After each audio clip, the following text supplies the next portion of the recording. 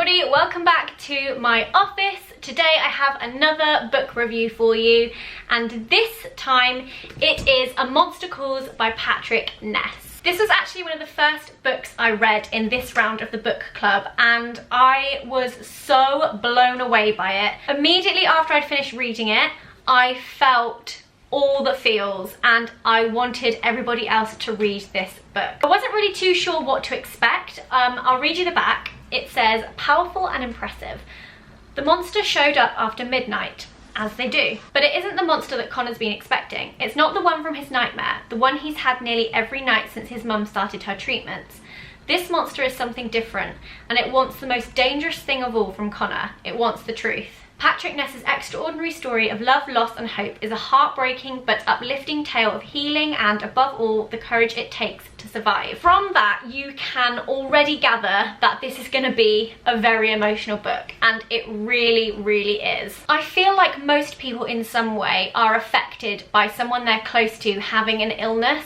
And so this book, I think, is going to be very raw for quite a lot of people.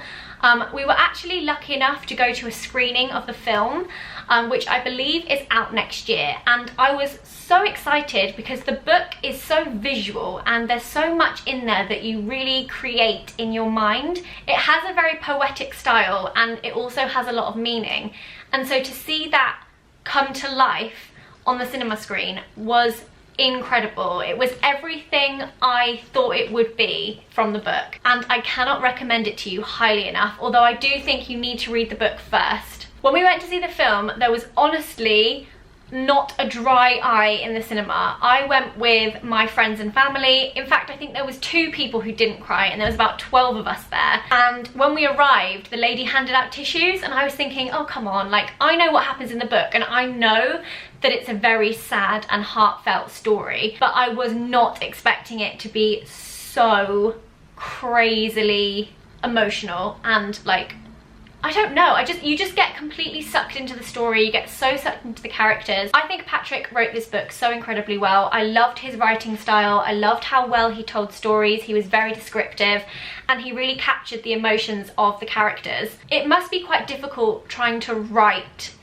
something that's so emotional and heartfelt and real, and he did an incredible job at that. I do honestly think this book is one of those books that absolutely everybody should read. Even though this book is filled with a lot of sadness, it also has so much love within it also, which I think is why it really tugs on your heartstrings and makes it a complete classic. I do think after you've read this, you're going to need to sit down on your own in a quiet room for a while just to kind of digest everything you've just experienced. So I think that just about wraps up my review of this book.